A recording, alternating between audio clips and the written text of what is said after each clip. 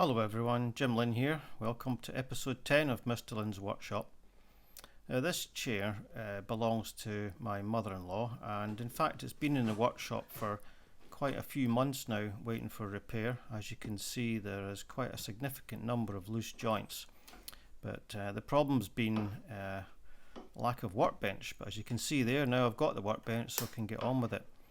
The first thing to do is to pry the joints apart. Now these joints are all glued, but the glued's failed, but it's failed in such a way that the wood's not really affected, so what I can do is just basically pry them apart as if they're just very tight joints.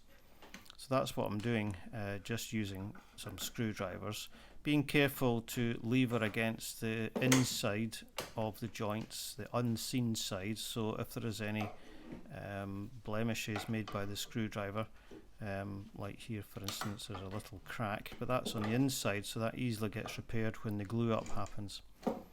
I was taking my time easing them apart carefully so as not to do too much damage. Not all the joints needed pulling apart, but most of the stretchers and legs did.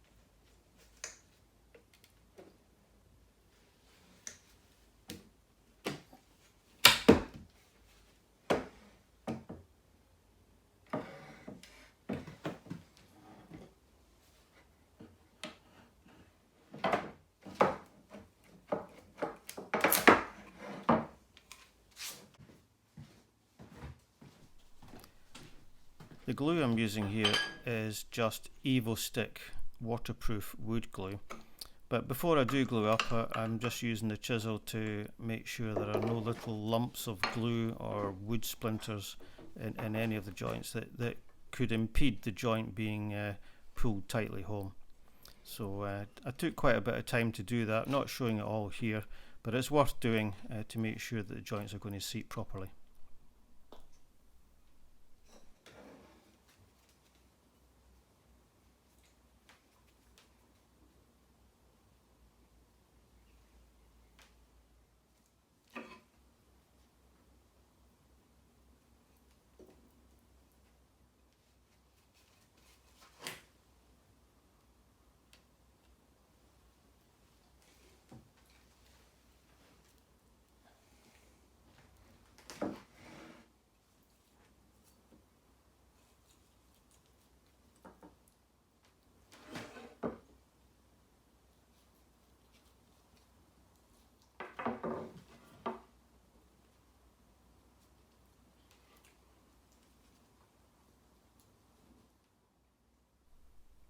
So I'm making sure that I wet both sides of the joint with glue, plenty of glue in the mortices and in the tenons. Yeah, I'll get some squeeze out doing that, but that's an easy clean up being a water-based glue, so as you'll see later on.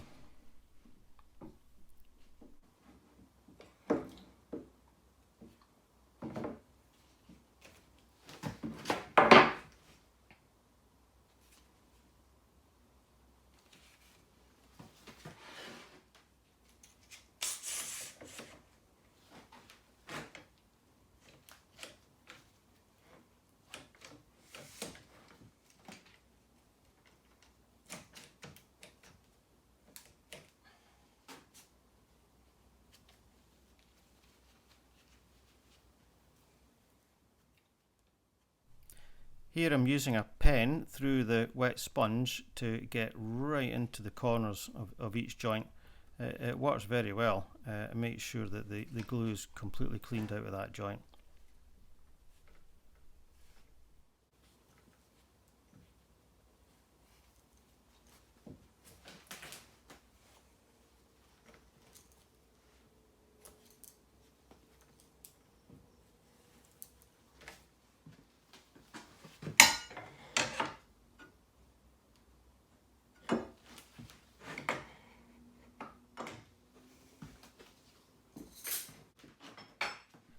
Time to work on the rest of the chair now. You can see that I've marked each joint component, so I know where to put them back to. It's although it might look obvious, it's quite easy to get confused and put something the wrong way around. So I always do that with everything I do. So what I'm doing at the moment is just dry fitting them to make sure that everything will go back in where it's supposed to. Using the hold fasts to hold the frame down in place so that I can work on it.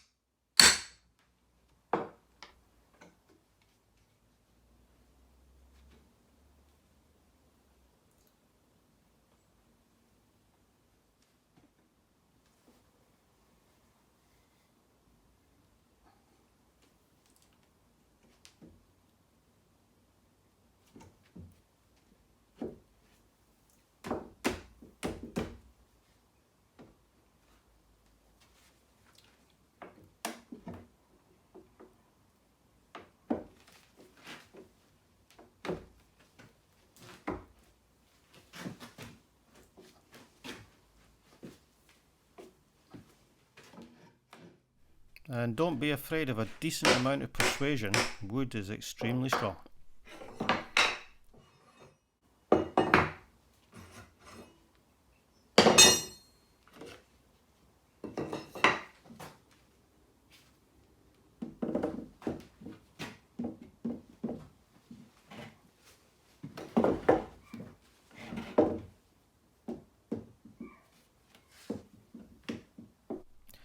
You'll note that I've not cleaned the glue out yet. That's because I'm going to be clamping the joints, and that may well give a little bit extra squeeze out, and I want to get it all in one go rather than waste my time. This is a neat trick, using the hold fast to create a loop if you want to clamp something that's quite tall in the middle of the bench.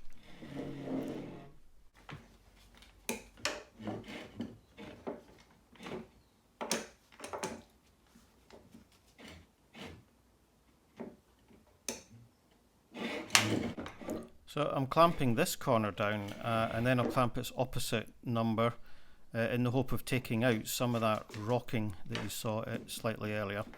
I don't imagine it's going to take it all out, but if it takes some of it out, that'll be quite helpful later on when we come to adjust the sit of the chair on the flat surface.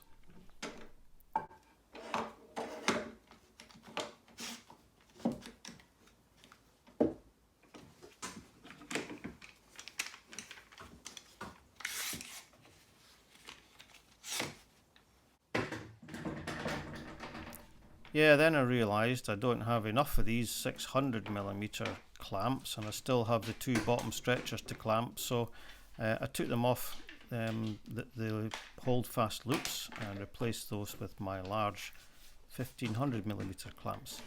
Yeah, they say you can't have too many clamps, and I definitely don't have too many, that's for sure.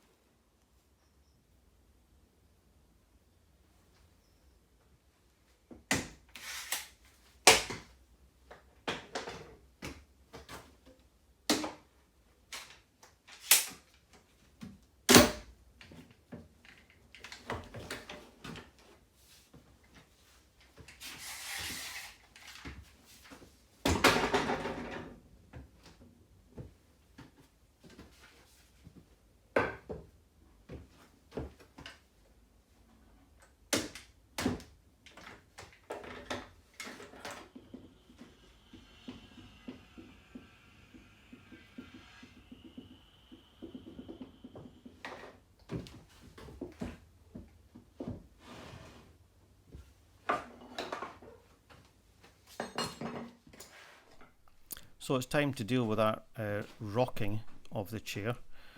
First thing I'm going to try is the Lie-Nielsen chisel. I'm just going to try and chamfer the edges to make sure that there's no splits in there, and it gives me an idea of what kind of substances I'm dealing with here. This looks like some kind of very hard varnish that's been applied to this, or else it's been hardened over the years with constant use. So I chamfered the edges. That's going to be very useful to stop splitting.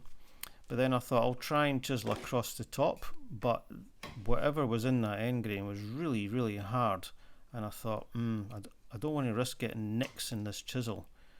That'll take quite a lot of work to get out. I don't want to do that.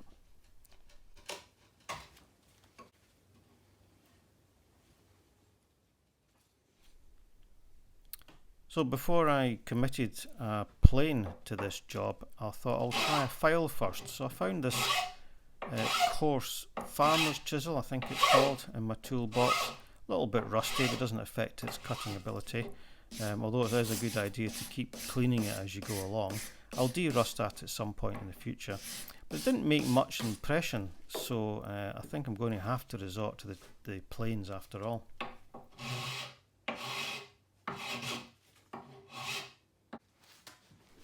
So whilst I was using that file, there was a lot of vibration that's caused by resonance, and it takes out a lot of the energy that you're trying to put into the job.